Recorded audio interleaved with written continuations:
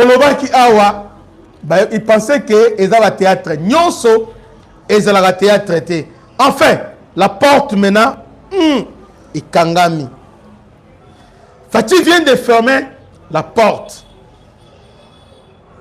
à Kabila, vient de fermer la porte à Nanga, vient de fermer la porte à AFC.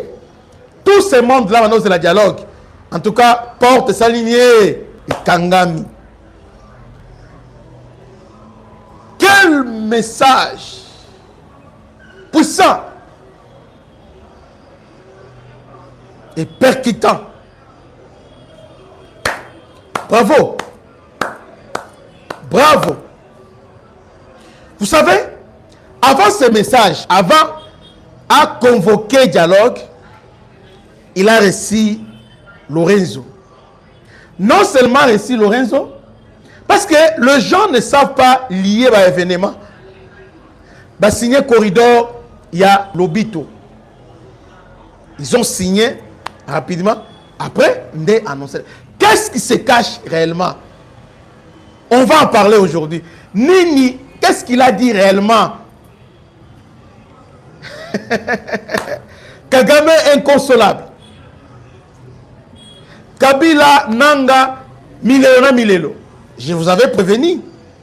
Mais c'est donc que Nanga est allé contacter Sassou à Brazzaville, afin que Sassou a plaidé et pas Félix, c'est ce qu'il dit. Pour un dialogue. Bah, insérer, bah. Il y a eu des tractations. Kabila a sollicité président de la Tanzanie.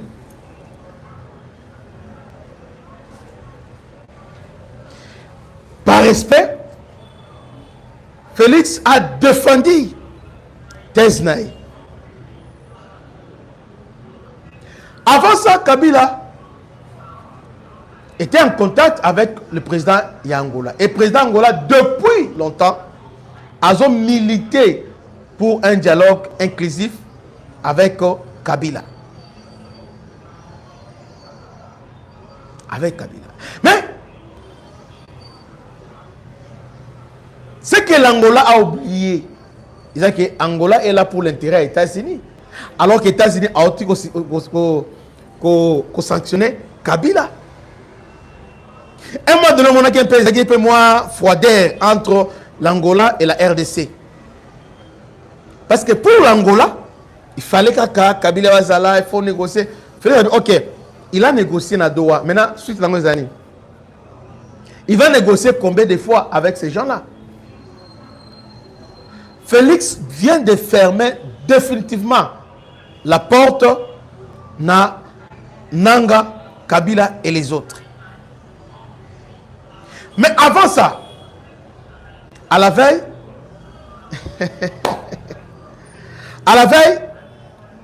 à recevoir Corneille, à recevoir Lorenzo.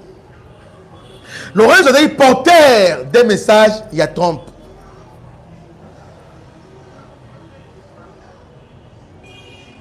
Les Américains, bah, solo na Lorenzo. En tout cas, à niveau à Grand Lac, maintenant, c'est désormais Tshisekedi.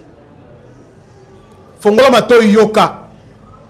To partager, to liker, partager, côté ça, to partager dans to liker, parce que Léo, Léo. To partager, to liker, partager massivement.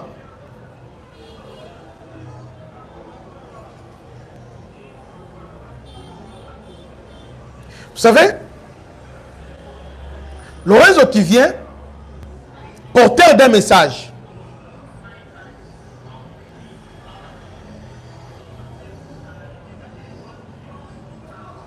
Des Américains. Avant de venir, les Américains étaient chez Lorenzo. On a démontré comment la Chine, comment les Rwandais jouent avec les faits. Parce que les Rwandais va s'approcher. Dernièrement, ils ont attaqué village Moko à niveau ya Katanga. On en a autolobé plusieurs fois. Oh, cette localité, ils allaient presque à quelques kilomètres na nzela pour na voie ferroviaire oyo ils ont relié port ya lobito. C'est-à-dire Kagame alingi a saboté. Kagame alingi vraiment à saboter. Je dis bien à saboter.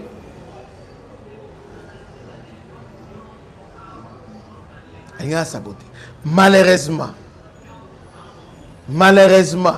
Et aussi le réseau. Alors maintenant, passons aux choses sérieuses. Va signer, mais Kabila, pas question. Ce qu'il dit a raison. Il faut qu'on garantisse ce qu'il dit pour la Katanga. Il faut garantir partout que ces gens-là, jamais, alors au grand jamais. Alors, ce qui concerne le dialogue, est dans l'inclusif, mais pas avec des meurtrières. C'est comme ça que Lorenzo, malgré lui, est venu finalement pour signer maintenant avec Tshisekedi. Non seulement signer avec Tshisekedi pour régler les problèmes aux contentieux, aux liés Bissona Bango, sur, je crois, sur l'océan, sur l'océan, il y a une zone continentale qui nous relie à Nabango. Ils ont déjà commencé à exploiter cette histoire. Ils viennent au Kabila, ils ont déjà bon tout ça. Bande koto like, comme ça, parce que nous avons une grande joie. Une grande joie. Là, la porte se ferme maintenant. Noé a Kangé Kouké. Donc, sur la Libanda, c'est fini pour toi. Contrairement à dialogue voulu par Fayoulou, voulu par Senko et voulu par les autres, Félix a tout surprendre tout le monde. Dernier, on a dit président Lorenzo. Alors, ils ont conclu, signer dans Lorenzo. À Kenya, Gabon, à Kenya, Tanzanie, tous ces mondes, tous ces pays-là. Parce que Essengeli a vidé l'envahisseur à Libye. Il a présenté son plan de dialogue à tout le monde, comme il avait fait avec le plan.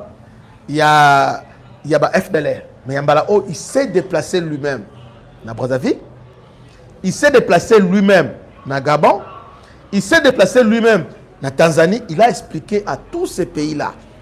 Et finalement, son allié, à Bengi, allié dans Burundi, a expliqué. Il a envoyé une personne dans Ouganda et puis il a parlé au téléphone avec Museveni. Et finalement, qu'est-ce que Fatih vient faire?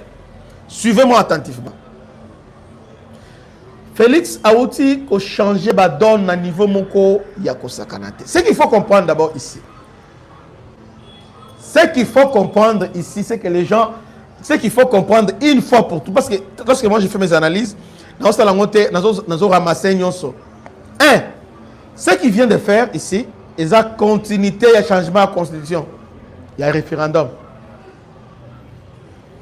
Dans le référendum, na Oyo, il y a l'homo. Premièrement. Deuxièmement, Félix se base sur l'article 5 de la Constitution qui dit que la souveraineté appartient au peuple. Qu'il exerce par ses représentants. Mais toutefois, c'est le peuple qui confère les mandats. Alors, en cas de problème, maintenant ces mandats-là à confier à la députée, alors, les opposants à Kabound, les autres là, ils n'ont pas les mandats. Fayoul n'ont pas les mandats. Tout le monde n'a pas les mandats. Maintenant, le dialogue voulu par Kigali, Ambongo et les autres, c'est-à-dire on ne dialogue pas avec le peuple parce que Bangonde, la première victime, il faut lui parler. Oh, peuple n'est pas seulement la classe politique. Peuple n'est pas seulement le parti politique, mais peuple est un club à football, peuple est un TikToker, influenceur, peuple est un corporation, il y a des journalistes, peuple est un comment ça s'appelle, les politiciens aussi, peuple, ezali ba théâtre, ba musicien, tout ce monde-là. C'est ça la population. D'ailleurs, les gens qui influencent la population au quotidien, ils ont des pasteurs, confession religieuse, ils ont des musiciens, des théâtre, des influenceurs. Mais comment on peut dialoguer? Comment on peut parler du Congo sans ces gens-là? Voilà, première innovation Yangwana. Comment on peut résoudre les problèmes au Congo, traiter les causes profondes sans Kofi, sans Wera, sans Jérémy Chabani, sans tous ces influenceurs, tous ces mondes-là. Mais on évite seulement Kabound, Sesanga et Fayoul. Bangonde, Kolo Congo, Bangwanande, Bovanda Bango, Bananga, Kabila, Kamer et les autres vous traitez comme. À ce moment-là, Félix Alobi, là, vous parlez du Congo sans les Congolais. Alors, partout où il faut parler des Congolais, alors il faut que lorsqu'on parle des Congo, il faut que les Congolais soient là. Il y a un dialogue, on a convoqué. Ça commence par la base. Il faut ayoka base. Il n'est plus question seulement de partage de pouvoir. Oh non, pour nous, ils allaient les causes profondes, ils allaient légitimité. Et vous voyez. Maintenant, il faut poste. Bon, 2028, on a des élections. Ce ne sont pas des causes profondes. Kabila était là. Les Rwandais, ils sont tués, ils ont chassé Mobutu. Ils ont amené Kabila, ils ont tué Kabila, ils ont installé maintenant Joseph Kabila au Azali en Janabango. Et aujourd'hui, on ne peut pas répéter les mêmes erreurs. Non, on ne peut pas répéter les mêmes erreurs, jamais. Il y a Félix Alobi, dialogue, dans le cadre de Sengeli Etikala. D'abord, c'est lui le commandant suprême, c'est lui le garant de la nation. Il y a bon fonctionnement. Alors, il y a une diriger dialogue. 1. De 2, il va consulter Bassouche Nyonso. Tout le monde sera consulté. Ne t'en fais pas, tout le monde sera consulté. Tout le monde, à cause de la représentation du dialogue, on a tout le monde. Moutou Nyonso, à cause de la représenter.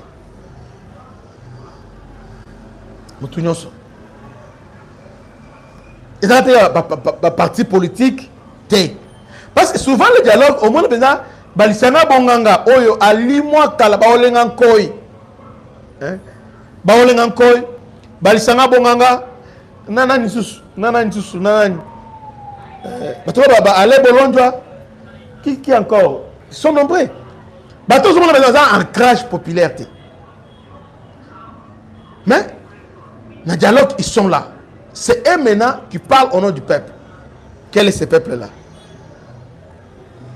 Quel est ce peuple-là? Je n'ai pas encore accepté Fali. Non, Ferré, parce que derrière Fali et derrière Ferré, il y a une population qui a influencé Bango. Et lorsque Fali, en tout cas, Mokonzi, mon peuple lobby, parce qu'il y a des warriors derrière lui, il y a des Gaulois derrière Ferré. Maintenant, dites-moi un peu, Isanga Konganga, Atana Lemba, Azana Banane. Bon, je n'ai rien à voir avec le vieux Sayo. Nani. Qui sont derrière lui? Aujourd'hui, on est en Koi. Nan Simanaï. Aujourd'hui, c'est Sanga. Rien. Aujourd'hui, j'ai Marc Kabound. Et l'autre côté. Est-ce qu'on peut comparer le terme ancrage? Bon, je ne sais pas. Je n'ai pas sur le raisonnement de ma mère. Je n'ai pas parce que la population a un votaka. Ce sont seulement des royaumes. Est-ce que vous savez que dans l'élection, on prend Fali, on prend Ferré, c'est la campagne. Vous voyez bien, les musiciens, on les pour influencer la population. Les comédiens, Jérémy, les autres, c'est la campagne pour influencer la population. En d'autres termes, c'est-à-dire la politique, elle doit reconnaître que Bango est un leader d'opinion. Maintenant, comment, lorsque vous voulez maintenant parler à destinée à Mboka, bango basa tendengeni. Moi, je pense, à mon humble avis, aujourd'hui, Namo Yalelo, parler du Congo, Kofi Fazala. Parler du Congo, Ouere Fazala. Parler du Congo, Nani ba fali faire, un mot à dire, et puis mon abango, est très important. Bafandi fallait bien vendre wana, bo PC bonga vanda, Kofi vanda, nani ba vandi, ba boloki bango pe. Bo bengi ba club football. Bato Renaissance, bato nani tout ça, bo bengi bango, boloki bango pe. C'est important. Mais les Kaboni oyo, au terme de dialogue na biso, dialogue il faut salon libanda. Yo se ba faillir les autres. Au dialogue il faut eza libanda. Maintenant libanda c'est qu'on a banani. On a dialogue faut nanga ya. Maintenant yo zo plaider pour nanga. Ozo plaider pour na Kabila. Mais quand est-ce que tu vas plaider pour ces gens oyo baza parce que bangonde ba leader d'opinion. Bangonde ba leader d'opinion. Vous savez, Macron, fallait bayambaye na Saint-Denis. Fallait bayambaye na Saint-Denis. Pas Saint-Denis, bayambaye na niveau ya mairie na Saint-Denis. Mais tellement que Mouta Saint-Denis wana aza Mouta Mélenchon, qu'est-ce qu'on a fait? Macron a appelé fallait non parce que aza Mouta naé aucun déconnaté. Ce qu'il fallait on a considéré qu'on a en France qui a quoi influencé. Maintenant, ici, vous le négligez. Toi, on a un mot à dire aujourd'hui. C'est parce que décision est engagée Batounyonso. Ça va engager tout le monde. Il faut engager Batounyonso. Batopoussou, Bachayer, tout ce monde-là va la représenter. Bas commerçants, Bama Wenze, Bama Mancher, tout ce monde-là va la représenter dans le dialogue. Et à l'issue du dialogue, on est dans un compromis. Bon, on va traiter des causes profondes. Comment on peut traiter des causes profondes avec des gens qui sont superficiels? On traite des causes profondes avec ces gens-là. Bangonde, Obengi Bango, Bango Epsayo, Banabazo Tangate, Talabo, mais des politiciens. Oh, Kabound, oh, Fayoul, oui, c'est bien. Mais sans que ça, voilà innovation Yassika Tshisekedi. Maintenant, on va vous dire maintenant que au Théomoni, il est Tshisekedi, Azali pyromane, c'est lui le problème. Maintenant, c'est lui le problème. Très bien, c'est lui le problème. Allons dans cette logique-là, c'est lui le problème. Maintenant, la solution. Mais on ne peut pas voir une chose avec son contraire. Bon, ne veut pas changer la constitution. Vous êtes défenseur à la constitution. Or, constitution est accordé mandat il y a 5 ans. N'est-ce pas ça? Il a accordé un mandat il y a 5 ans. Pendant les 5 ans, c'est lui le garant. C'est lui le père de la nation. Garant bon fonctionnement, c'est lui. Gardien de la constitution, c'est lui. C'est lui. S'il y a l'instabilité, tout ça, c'est lui. Maintenant, vous dites, pour convoquer le dialogue, oui, il a ce pouvoir-là. Ça, c'est légitime. Maintenant, pour présider le dialogue, oh non, ils y été. Il faut chercher naître. Maintenant, dites-moi maintenant, quand vous dites naître là, maintenant, là, nous sommes toujours dans la constitution que vous plaidez pour respecter, mais vous êtes en dehors de la constitution. C'est simple. Soit on viole la constitution, soit on la respecte. Maintenant, il faut le médiateur à Libanda. Médiateur à Libanda, médiateur à Libanda, et puis non seulement le médiateur à Libanda, tu as le dialogue dans Libanda. Maintenant, vous avez une disposition constitutionnelle au dialogue. Ils ont moyen de résoudre le conflit, mais le bien moins pour la constitution. La politique, il faut dialoguer. Ah, là, maintenant, ça devient zis et coutume. Très bien. Maintenant, quand lui vous dit, nous devons changer la constitution, donne-nous la disposition, il faut changer. au violer la constitution. Mais finalement, les amis, c'est quoi finalement? Lui était que garant. Mouton un thermomètre, il mboka, ils a bien mabé, ils a yé. Mouton a consolider la cohésion nationale, c'est lui. C'est lui. Et il y a un lobby qui est ok, dans un papa et batunyoso. Alors, on a convoqué dialogue avec, je vais dialoguer avec tout le monde, toute la population. Oh Félix, biloko matin, oh Bissoni, bon commerçant, boya. Banyamulenge, boya. Banani, allez boya, tovanda. Bovanda wana. Pour la bino, tout ça la nini, ma consulté, ah te biso, banyamulenge za congolais te, ah ok to yoki bino. Ah bino te, moni bino, moni bayoki. Bakena ba leader opinion, bayoki bango. Bakena bana bayoki bango. Ma province nyonso bayoki batu nyonso.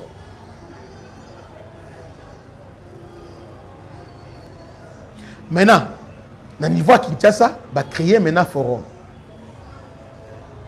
Bazui ba leader nyonso oyo na la province pena awa ba sangisi bango pendant quelques mois parce que nyonso faut ça la 3 mois tout les matchs ça la 3 mois. Ba sangisi bango 26 bango. Alors maintenant na auto qui na province na ono soroki to kushango maintenant par une résolution.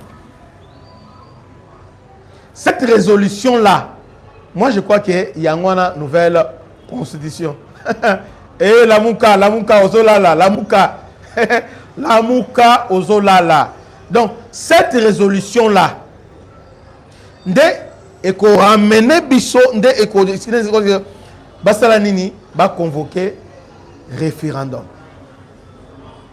Parce que le peuple a tranché. Le peuple s'est exprimé. Le peuple a été consulté. Le peuple a été suffisamment bayoki. Ayoki Batunyoso. Comme Ayoki Batunyoso maintenant, alors il est temps maintenant, la résolution en Oya Batunyoso. Comme c'est moi le garant, alors il faut qu'on matérialise. Comment matérialiser? Donc il y a un référendum. Oya Boye Bisakinga Wana, Nankoukou, maintenant vous exprimez officiellement devant le monde entier. Bah, mon entier, vous êtes référendum, papa, ton demi oui. Parce que l'autre a un référendum, on a bien il y a un pour influencer la loi suprême qui est la Constitution.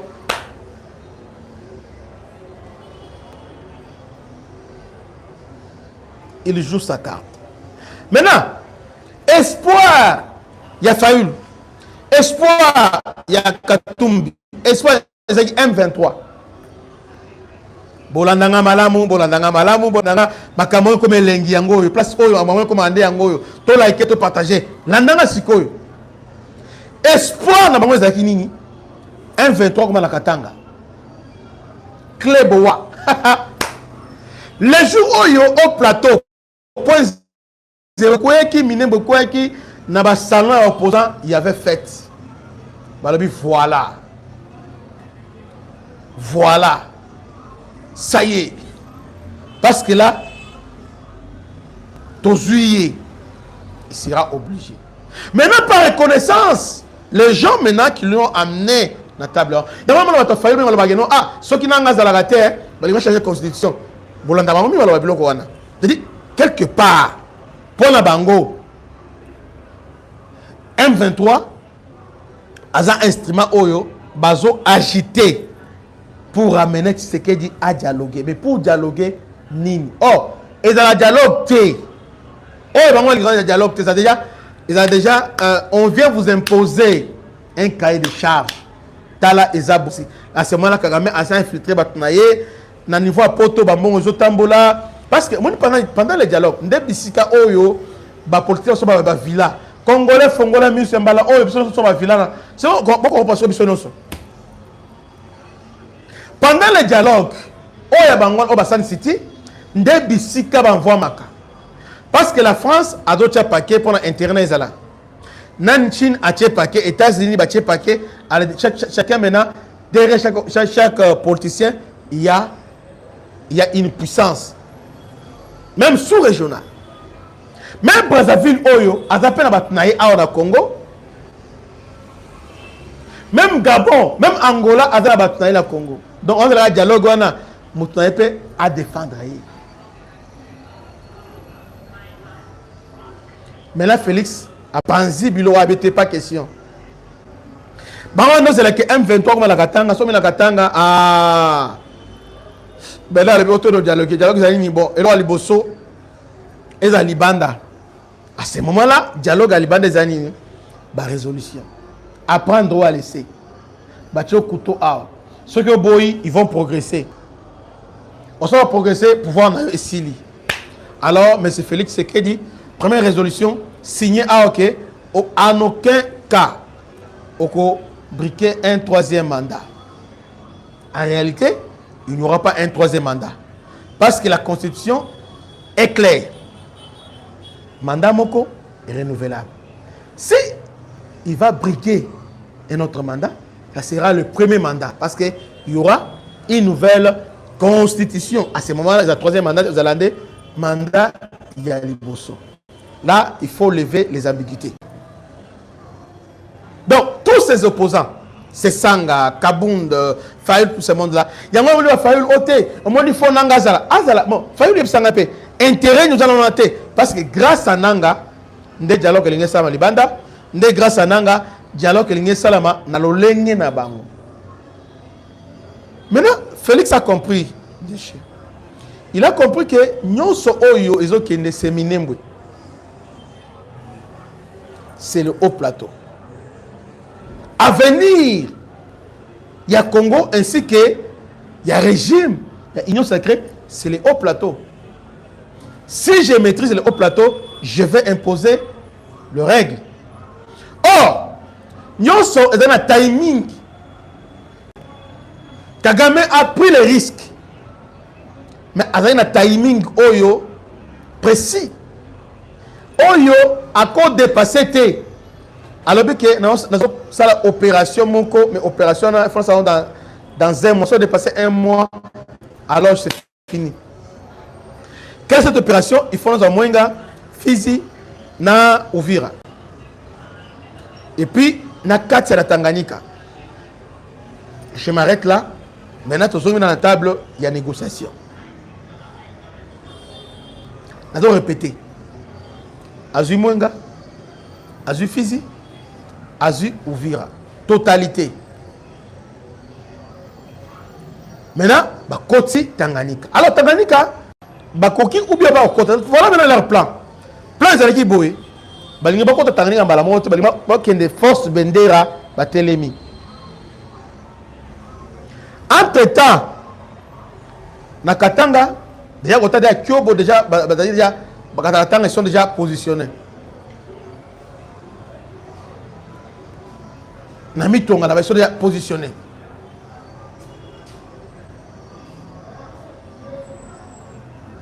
Il est très bien positionné. Positionné.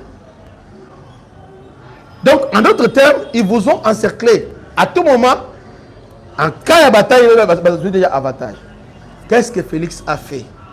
Félix n'a pas tremblé. C'était un problème technique. Ce qui s'est passé, ils ont eu un problème technique. Les Chinois ont son avantage. Il y a anti-aérienne et bloqué opération. Ils ont détruit notre centre de commandement na Kisangani. Na timing, le temps s'est organisé. Allez, photos. Mais malheureusement, nous avons une force. Je vous annonce aujourd'hui, notre armée elle est plus forte d'Afrique. En Afrique centrale, aucune armée ne peut rivaliser dans la RDC. Même Angola on rivalise parce que Angola depuis 2000 mais chez nous nous sommes en guerre chaque jour. C'est-à-dire parce que l'expérience est zoya, c'est en forgeant qu'on devient forgeron. Donc c'est-à-dire nos forces sont sur le terrain. Bamakas. Sans appui aérien, ils ont empêché le Rwanda de prendre la totalité. D'abord, il y a Haut Plateau et aussi de traverser vers Nîmes. C'est là où l'équation c'est compliqué pour Kagame. C'est là où c'est compliqué. Place c'est compliqué de Yangwana, pas ici. Maintenant, avec ça, aujourd'hui, Félix revient à la charge sur le plan militaire. Parce que sur le plan militaire, il y a un élément important. La Turquie, c'est lui qui a déclenché. C'est lui qui a... Parce que la Turquie, depuis des années, a boya ote que la biso, Ankisi. Ankisi. Ils allaient... Qatar. Ankisi. Ils ont un méga drone, moi, tellement qu'ils approchent, il y a Rwandais et les autres, tout ça. Mais au travers Émirats Arabes Unis, nous avons réussi, il y a qu'au débloquer la situation. Et aujourd'hui, nous sommes en possession de drone. Ils savent ça. Oh, maintenant, on personne kamikaze. Bien, moi je peux dire, bien précis, que non. Sauf que l'équipe timing, c'est fini. Non.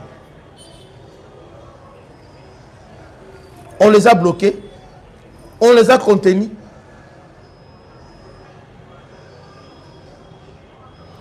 Oh, quand on va convoquer le dialogue, il y a une pression et yaki. Congolais sont dans. Vous ne voyez pas que pression pour le dialogue, au lieu que les politiciens.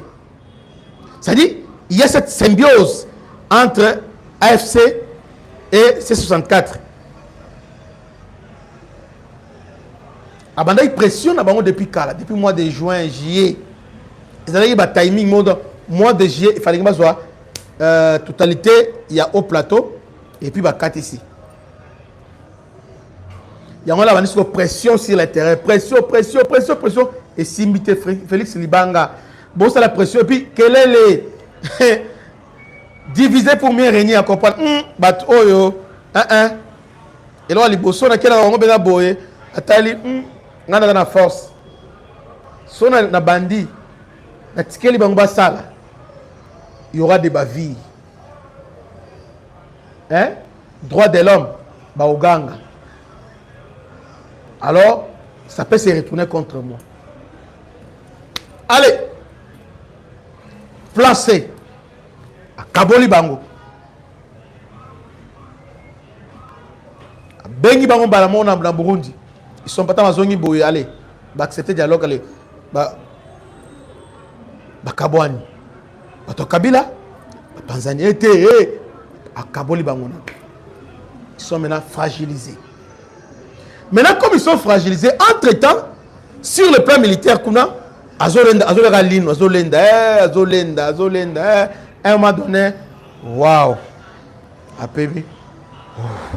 Même l'Angola en humanité. Même Trump en humanité.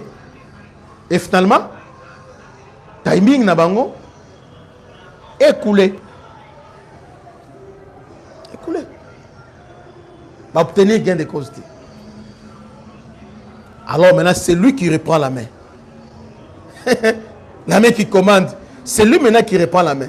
Qui reprend, parce que la situation, à un moment donné, il y a qui est échappé. La situation, il y a échappé. Mais à récit, qu'on maîtrise la situation. Bon, moi, je Aza vraiment un vrai politicien. Au moins niveau de Tshisekedi, Bazate, niveau naïe, il y a réflexion en ligne. Naïbi que ça deux personnes. Oh yo, mais deux personnes dans ce thème on le lote. Moko boye billet. Dans le bas mingi, celle moko mususu, il n'y a que deux personnes. Mais on va tirer oh mon avance makele la pamba. Félix a un avantage. Attends avance moko kolongwa tina malukuli kola tout so na politicien ils savent que c'était un calculateur, il va calculer. Ayebaka calculer. On a dit je crois procès Bongeli. C'est lui à contredire Ngate. Un grand stratège. Et aujourd'hui, à surprendre Bango. Allez, annoncer marche les 13, les 15 marche, dialogue, lui les regarde. Alors qu'il annonce là au plateau. Ce qui a eu avantage, parce que les Rwandais ne dialoguent pas. C'est les rapports de forces militaires de Ezoya qui ont influencé les restes. Ce qui est Tengami, au dialogue, on va t'imposer. C'est les plus forts qui imposent ces conditions. Or, derrière tous ces dialogues-là, il y a Kagame qui est là. Maintenant, il faut qu'on rachète. Félix vient d'arracher Moussouina Kagame. Arracher Mbalamoko la situation. Sans citer, c'est Kagame Mousseveni qui contrôlait la situation. Mais Léo, aujourd'hui, la situation est congolaise. Et Félix est en train de ramener la souveraineté. Est en train maintenant de peser. C'est pourquoi nous devons prier pour lui. On a tout ça là, c'est historique. Pression est andimi a Tcheboé et quoi lié. Mais on a mis tout là, parce que pour maîtriser, pour maîtriser la situation, pression, tout ça, Angola benga, Nina benga, mais ils ont maîtrisé, ils ont calme. Et Nasuka, c'est lui le maître des jeux. Nasuka, c'est lui le maître. Nasuka, c'est lui qui dicte maintenant les tempos. Nasuka, c'est lui le chef d'orchestre. Nasuka, c'est lui le patron. Maintenant, ils sont divisés. Maintenant, qui va partir, qui va maintenant accepter à se sacrifier à Kendete? Nani? Nani Siko? Nani? Nani? Maintenant, pourquoi ils sont Nangati? Oh Nanga, aïe, oh non, on ne peut pas dialoguer sans Nanga. Hein? Nanga déjà, procès à Doha Ezali, avec Nanga. Avec le Rwanda, procès aux États-Unis, Ezali. Qu'est-ce que vous voulez? Ici, nous formons un front contre le Rwanda. C'est un dialogue entre les Congolais. Oyo, étranger moroté, Akoki, Kokota.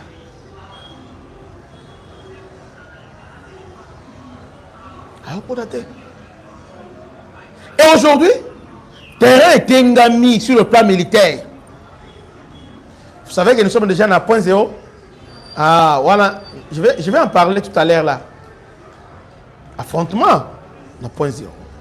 Minembwe, sous les faits. TBD, on va bombarder, SO bombarder. Les systèmes anti-aériens déjà installés. Boyali, Soussou.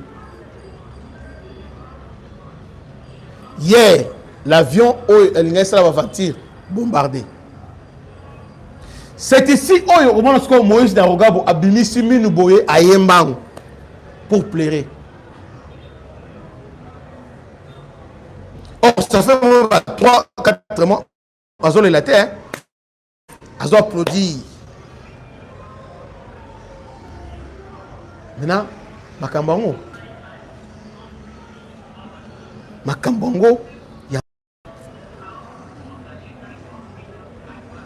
Façon Oyo, Félix a frappé Bango. Le niveau ensemble pour le changement, Panzani déjà.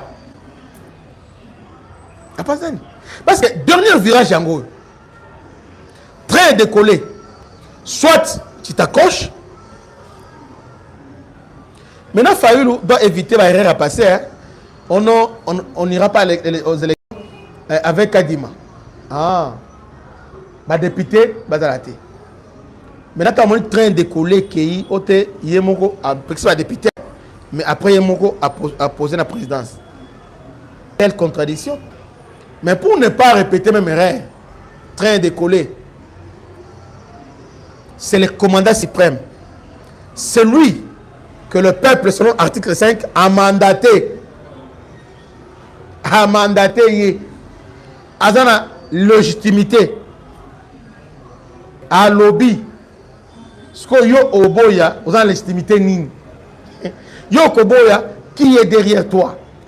Okoboya, entre les autres défendre la constitution, la constitution, yo, tant aux oboya, entre nous, tant aux oboya, constitution, yo défendre, yo zanani. Et ça le problème. Parce qu'il y a aux autres salons la constitution, il y a un président, c'est lui le garant. Maintenant, yo zoboya, ce qu'on a la constitution, on doit défendre, yo zanani. Koudi pour Kagame, inconsolable. Il y a un moment où Kalamingte a offert Tshisekedi. Parce qu'il y a un fait à Betiboé, il va l'insulter. Kagame, Azali, c'est un voyou. Il va maintenant l'insulter encore. Au moment où il va encore faire une émission, il va encore insulter Félix Tshisekedi.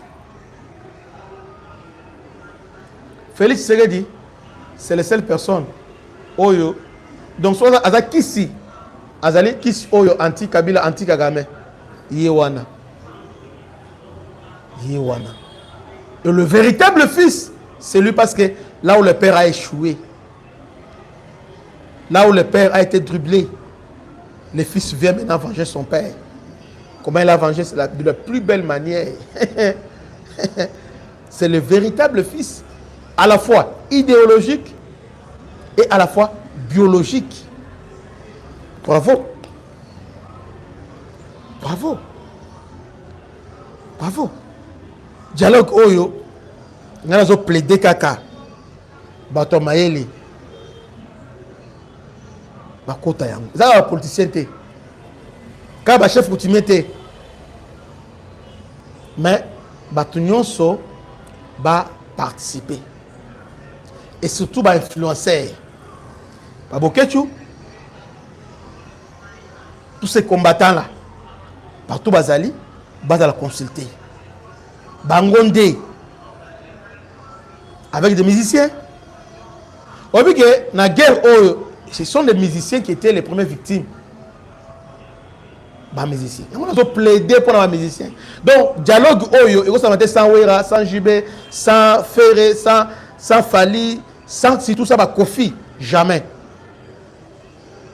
Ils ont leur place. Et voire même, dans le gouvernement Okoya, il place. Il y a des quotas, il y a des influenceurs, il y a des musiciens, ezala. Avec les quotas,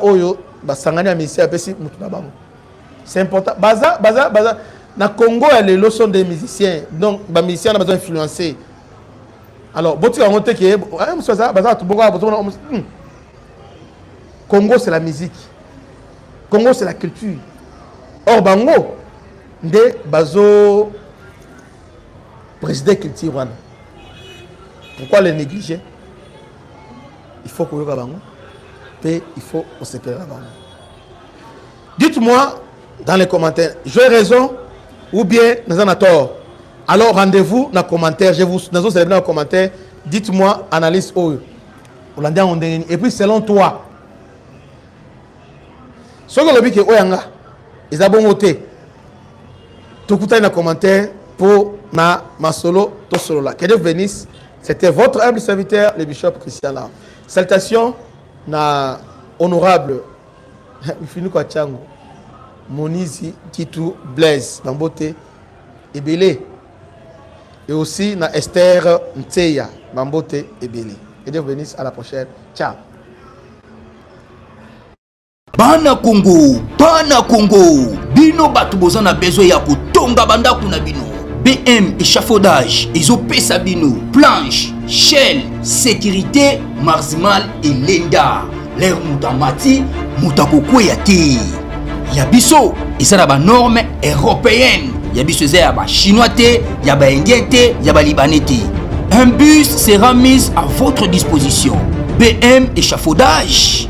Plus de 3500 mètres disponibles. Contact.